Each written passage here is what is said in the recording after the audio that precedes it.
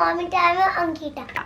आज की इस वीडियो में मैं आप लोगों के साथ फ्लैट हेड सिंड्रोम, जिसे कि हम मेडिकली प्लेजियोसेफली कहते हैं, यानी कि बच्चे का जो सिर है उसे चिपटा होना जिसे कहते हैं, उसके बारे में बात करूंगी। इस वीडियो में मैं आप लोगों के साथ शेयर करूंगी कि फ्लैट हेड सिंड्रोम क्या होता है, क्या क्या सिम्टम्स हैं, यानी कि आपको कैसे पता चलेगा कि आपके बच्चे का सिर जो है वो चपटा है, साथ ही में किन किन वजह से जो है बच्चे का सिर जो है चपटा हो सकता है और आप इसे किस तरह से रोक सकती हैं।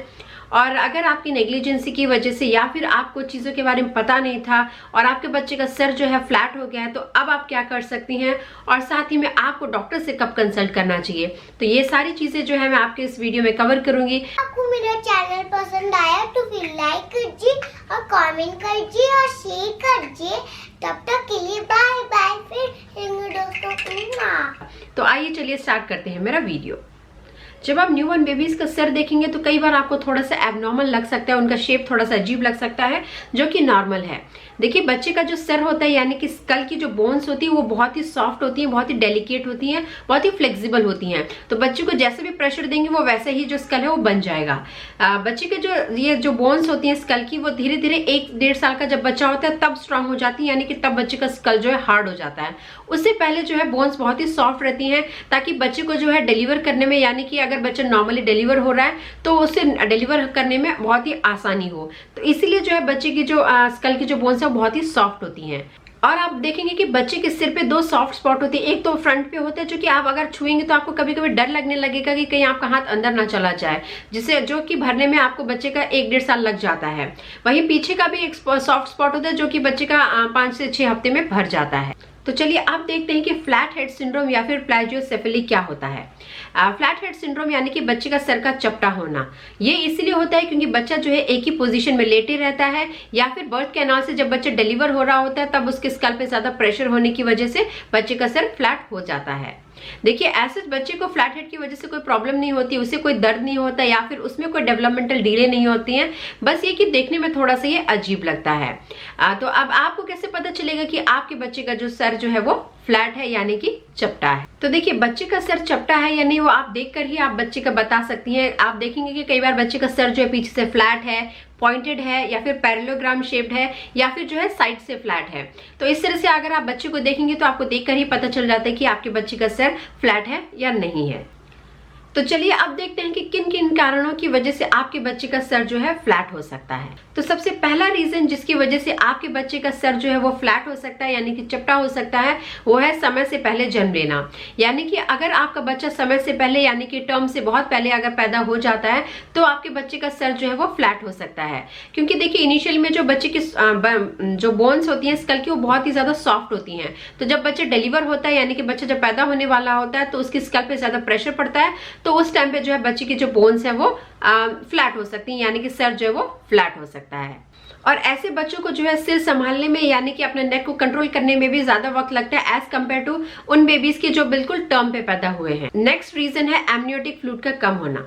देखिए, जब आपका बच्चा प्रेगनेंसी के दौरान वूम में रहता है यानी कि यूट्रस में रहता है, तो बच्चा जो है एमनियोटिक फ्लूइड से सराउंडेड होता है, यानी कि उसके आसपास एमनियोटिक फ्लूइड होता है। एमनियोटिक फ्लूइड क्या करता है, एक कुशनिंग इफेक्ट यानी कि एक तकिए की तरह बच्चे के सिर को सहारा देता है। लेकिन अगर आपके प्रेगनेंसी के दौरान एमनियोटिक फ्लूइड कम हो जाता है तो बच्चे को वो कुशनिंग इफेक्ट नहीं मिल पाता, जिसकी वजह से बच्चे का सर जो है वो फ्लैट हो जाता है। तीसरा रीजन है ट्विंस या फिर मल्टीपल प्रेगनेंसीज। देखिए, अगर आपकी मल्टीपल प्रेगनेंसीज हैं या फिर ट्विंस हैं तो क्या होता है कि दोनों बच्चों को जो है स्पेस की कमी हो जाती है और दोनों का सिर अगर पास में है तो उन दोनों का जो सिर के ऊपर ज्यादा प्रेशर पड़ता है, जिसकी वजह से जो बच्चे का सर है वो फ्लैट हो जाता है। नेक्स्ट रीजन है असिस्टेड डिलीवरी। देखिए, कभी कभी डिलीवरी जो है वो नॉर्मल होने में थोड़ी सी प्रॉब्लम आती है, तो उस टाइम पे कुछ चीज़ों की मदद ली जाती है, जैसे कि वैक्यूम या फिर फॉर्सेप की, तो उस वजह से भी जो है बच्चे का सिर जो है काफ़ी बार फ्लैट हो जाता है। नेक्स्ट रीजन है अगर बच्चा कार सीट पे, स्विंग पे, स्ट्रॉलर पे, रॉकर पे या फिर मैट्रेस पे बहुत लंबे वक्त तक अगर बच्चा लेटा रहता है, यानी कि बच्चे की पोजीशन आप बार बार चेंज नहीं करती हैं, तो वो पर्टिकुलर पोजीशन यानी कि वो पर्टिकुलर एरिया बच्चे का हेड का जो है वो फ्लैट होने का चांस ज्यादा रहता है। तो क्या आप बच्चे का जो सिर है फ्लैट होना उसे रोक सकती हैं? जी हाँ, बिल्कुल रोक सकती हैं। देखिए, सबसे पहला स्टेप जो आप कर सकती हैं, बच्चे का पोजीशन को चेंज करना। देखिए, बच्चा जब बाउंसर में या फिर स्विंग में खेलता है तो बच्चे का सिर का पोजीशन अलग होता है। वहीं अगर आप बच्चे को फ्लोर पे खेलने के लिए देती हैं तो बच्चे का सिर का पोजीशन और सिचुएशन बहुत ही अलग होती है। तो इस तरह से बच्चे के पोजीशन को चेंज करते रहें, जगह को चेंज करते रहें। उससे जो है बच्चे को खेलने के लिए अलग अलग जगह भी मिलेगी, बच्चे को इंटरेस्ट भी आएगा और बच्चे का सिर भी जो है वो फ्लैट नहीं होगा। दूसरा पॉइंट है, अगर आप बच्चे को ब्रेस्ट फीड कराती हैं या फिर बॉटल फीड कराती हैं तो आप बच्चों को एक ही साइड से जो है पोजीशन पे फीड ना कराएं। बच्चे की जो पोजीशन है, इवन आप ब्रेस्ट फीड भी करा रही हैं तो उसका जो पोजीशन है वो हमेशा चेंज करते रहें। उससे जो है बच्चे को अपने आप नेक मसल्स को मूव करने की भी हैबिट पड़ेगी और साथ ही में बच्चे का सिर भी फ्लैट नहीं होगा। नेक्स्ट चीज जो आप कर सकती हैं वो कि जब आपका बच्चा दूध पी रहा हो, बच्चा आपका खेल रहा हो, बच्चा जब आप सो रहा हो, तो ध्यान दें कि बच्चा जो है अपनी पोजीशन बार बार चेंज कर रहा हो। इनकेस अगर नहीं कर रहा है तो आप उसकी पोजीशन को चेंज करें, जिसे हम कहते हैं रीपोजिशनिंग या फिर काउंटर पोजिशनिंग। तो इस तरह से रीपोजिशनिंग आप बच्चे की करते रहें। इससे क्या है, बच्चे के जो फ्लैट सिर होने के चांसेस और भी कम हो जाते हैं।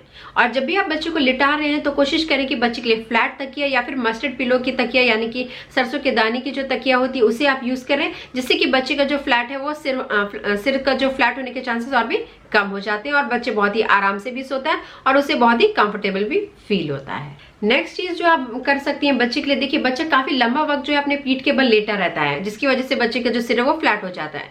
तो आप क्या कर सकते हैं कि आप बच्चे को टमी टाइम दें, यानी कि बच्चे को पेट के बल लेटाएं। दिन में कम से कम 10 से 15 मिनट का जो टमी टाइम आप जरूर दें। तो उससे क्या होगा कि बच्चे का सर भी फ्लैट नहीं होगा, साथ ही में उसके सिर यानी कि गर्दन और शोल्डर की मसल्स भी स्ट्रांग हो जाएंगे, जो आगे चल के उसको क्रॉल करने में, बैठने में बहुत ही मदद करेंगे। तो बच्चे को टमी टाइम आप जरूर दें।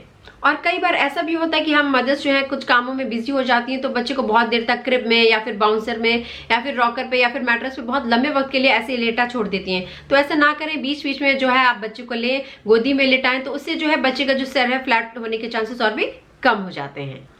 नेक्स्ट चीज जो आप कर सकते हैं कि आप अपने बच्चे को ऑब्जर्व जरूर करें। देखिए, अगर आपका बच्चा फ्रिक्वेंटली अपने आप सिर की पोजीशन को चेंज करता रहता है तो बहुत अच्छी बात है, लेकिन अगर आपका बच्चा नहीं करता है, एक ही डायरेक्शन में सिर रख के कुछ चीजों को देखता रहता है, तो आप क्या कर सकती हैं, उन चीजों को बच्चे के उस डायरेक्शन से हटा के दूसरे डायरेक्शन में रख सकती हैं, ताकि बच्चा जो है अपने सिर को मूव करना सीखे और जिससे कि जो है बच्चे का सिर का फ्लैट होने का चांस और भी कम हो जाएगा।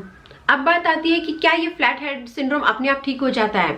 देखिए, कुछ माइल्ड केसेस में यूजुअली जो ये फ्लैट हेड सिंड्रोम आपको बच्चे के 2 या 3 महीने पे दिखाई देगा और धीरे धीरे अगर आप बच्चे पे निगरानी रख रही हैं, उसकी पोजीशन ठीक से चेंज करती जा रही हैं या उसको सफिशिएंट टमी टाइम दे रही है, तो बच्चे का जो ये फ्लैट हेड सिंड्रोम जो है अपने आप कुछ वक्त के बाद ठीक हो जाएगा।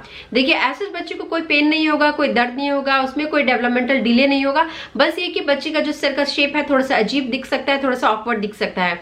तो इसके लिए आप बिल्कुल भी परेशान ना हो, आप बच्चे की पोजीशन को फ्रीक्वेंटली चेंज करती रहें। अब नेक्स्ट बात आती है कि आपको डॉक्टर को कब दिखाना चाहिए। देखिए, यूजुअली बच्चे का जो सर जो है फ्लैट वो धीरे धीरे 5 से 6 महीने के अराउंड ठीक होने लगता है, यानी कि जब बच्चा बैठने लगता है 5 से 6 महीने के अराउंड, तो बच्चे का जो सर है वो काफी हद तक आपको गोल नजर आने लग जाएगा, क्योंकि उस टाइम पे जो है बच्चे का प्रेशर बहुत ही कम, सिर पर प्रेशर बहुत कम पड़ता है, बच्चा बैठने लगता है, तो जो है बच्चे का सर जो है आपको गोल नजर आने लगेगा। लेकिन अगर आपको लग रहा है कि बच्चे का सर फिर भी बहुत ज्यादा फ्लैट दिख रहा है तो आप डॉक्टर को जरूर दिखाएं।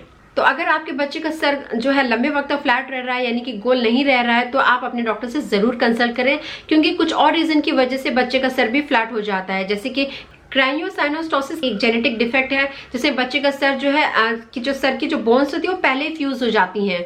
तो यूजुअली जो बोन्स है वो 1-1.5 साल के अराउंड फ्यूज होती हैं, लेकिन इस कंडीशन में क्या होता है कि बोन्स जो है बहुत पहले फ्यूज हो जाती हैं और बच्चे का सर जो है पहले ही उसका शेप चेंज हो जाता है। तो बच्चे को इस तरह की कोई कंडीशन है या नहीं है, आप ये रूल आउट करने के लिए आप अपने डॉक्टर को जरूर दिखाएं, ताकि डॉक्टर जो है अगर बच्चे को लग रहा है कि स्पेशलिस्ट को दिखाना है तो डॉक्टर जो आपको स्पेशलिस्ट को रेफर कर सके। क्रेनियोसाइनोस्टोसिस के अलावा और एक कंडीशन होती है जिसे हम कहते हैं कि टॉर्टिकोलिस। उसमें क्या होता है कि बच्चे की नेक की मसल्स जो है काफी हद तक स्टिफ हो जाती हैं, बच्चा जो है सिर जो है अपना मूव नहीं कर पाता है।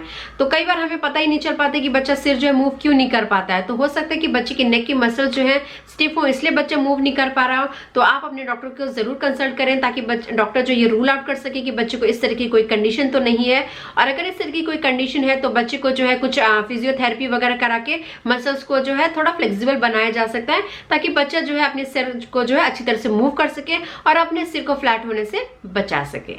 तो आप अपने डॉक्टर को जरूर दिखाएं ताकि वो ये रूल आउट कर सकें कि आपके बच्चे का जो सिर फ्लैट है वो अपने आप ठीक हो जाएगा या नहीं हो जाएगा। क्या बच्चे का फ्लैट सिर जो है क्रैनियोसाइनोस्टोसिस या फिर टॉर्टिकोलिस जैसी कंडीशन की वजह से है या फिर अपने आप ठीक हो जाएगा, क्या उसे फिजियोथेरेपी या फिर हेलमेट थेरेपी की जरूरत पड़ेगी या नहीं पड़ेगी। इन सारी चीजों को जानने के लिए आप अपने डॉक्टर से जरूर कंसल्ट करें। तो मैं उम्मीद करती हूँ मेरा वीडियो आपके लिए यूजफुल रहा होगा। इसी उम्मीद के साथ मैं विदा लेती हूँ और मिलती हूँ आप लोग के साथ एक नए वीडियो में। तब तक के लिए thanks and thank you for watching this video.